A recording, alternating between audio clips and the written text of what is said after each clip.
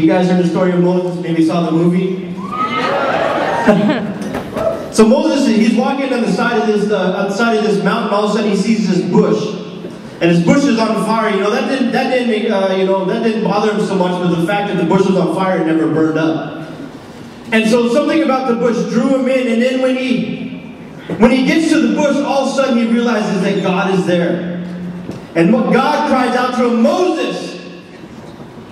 And then God says the weirdest thing. He says, Moses, take off your shoes because the place you're standing is holy ground. And I wondered why God had him take off his shoes. Why didn't he have him take off like his hat, his shirt? Why didn't he have him take off his pants? Why just his shoes?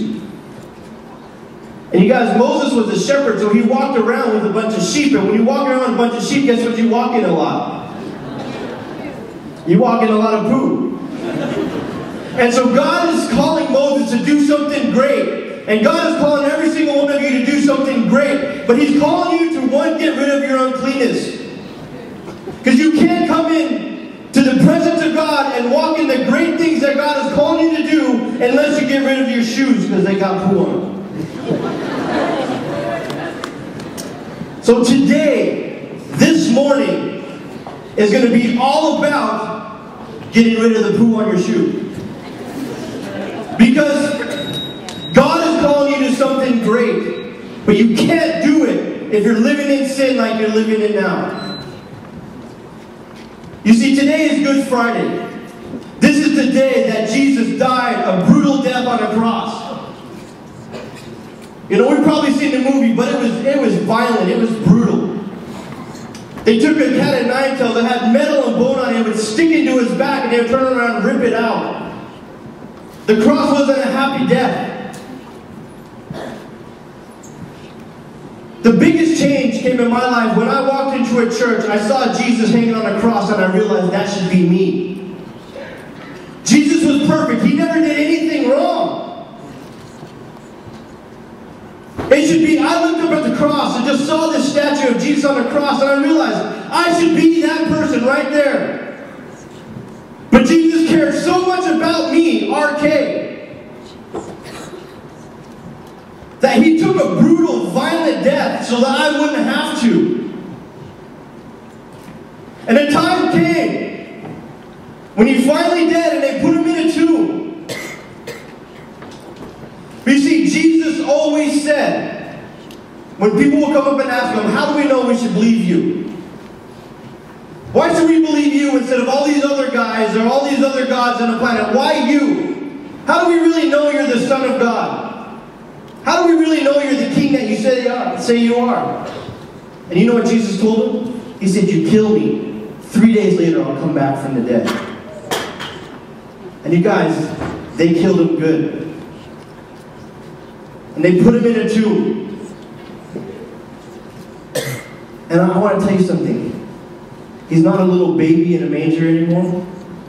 He's definitely not a beaten up, broken, whipped up, dead guy in a tomb anymore. He's alive. And since He's alive, you can have a relationship with Him. See, I didn't grow up in a Christian family. We only went to church maybe once a year if we went at all. And it was like once or twice you'd go in and some boring old guy talks about who knows what, and you stand up, sit down, stand up, sit down, stand up, sit down, and then you're done. And you see the guy on the cross and you're like, it's just a statue on the wall. They have them in all the churches. But one day when I was, I think, 14 years old, someone told me, Jesus isn't dead anymore, He's alive. And since He's alive, you can have a real relationship with Him. And I know a bunch of you in here, you're Christians, you go to church, whatever. But do you know God? You might be able to recite to me all the passages in the Bible, but what's God like? You see, Jesus really is my best friend. It's not just a Christian catchphrase that I say. There was a time in my life where I just got in an argument with one of my friends. I was sitting up in this hill because I was so frustrated. And God showed me in an instant how every single person that I had loved had hurt me. But God was always there, right by my side. And I said, God, if that's how you're really like, I'm going to give my whole life to you. I'll walk with you for every single day of my life. Because he's the only faithful person that I've met in my life that will be 100% faithful to me all the time. You know, when I really met God, I found a guy who wasn't angry, wasn't throwing lightning bolts at people. I found a God who was totally happy. If you meet Jesus, you're going to find a guy who is totally happy, so full of joy you want to be around him all the time. You guys, he is so real. He's the most powerful person you could ever meet in your life. We don't have time to tell you, but I walked up to people and I've seen Jesus come and touch people and people get up out of wheelchairs. I've seen blind eyes open and deaf ears hear. Why? Because God is bigger than any problem this world has to offer.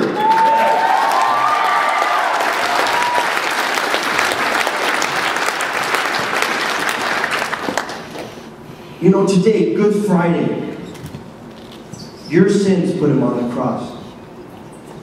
It wasn't, you know, it wasn't just the Osama bin Ladens, it wasn't just the Hitlers. It was the you. It was in you. It was because of your sin that Jesus had to die a brutal death today. But it was because of God's love and God's power that he raised him from the dead so that we can have real life today.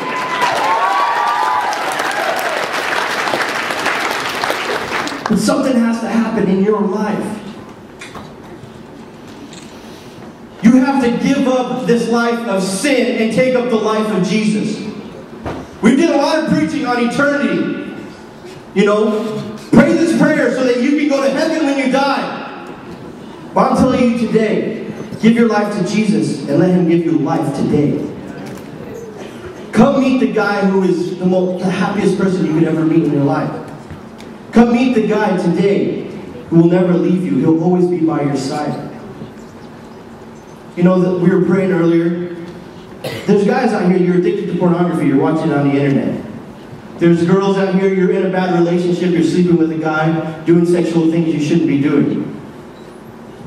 And there's probably a good lot of you in here that have a religious spirit that knows how to do the right things, but you don't really know Jesus. So this morning is the day to come. Get rid of your uncleanness so you can walk in the great things that God is calling you to do. So I'm gonna get Marlon or Kevin to come up here. He's got a baseball bat. You see, some of your lives, you're hard, you have a tough life. You think you know things, you think you got it going on. You might know all the Bible scriptures in the world, but you don't know Jesus. Maybe you're addicted to pornography, drugs, you go out and drink. Maybe, you know, maybe you're sleeping around. The only way to get set free and find real life today is for you to come broken and come to the cross.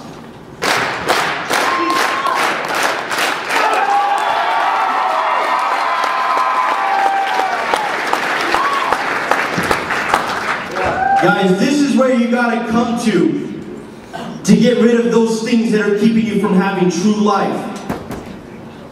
You gotta come broken and saying, God, I take off my shoes, I give you my uncleanness, my sin, and he'll wash you clean and he'll give you a new life. So if I can get everyone to stand up real quick, please.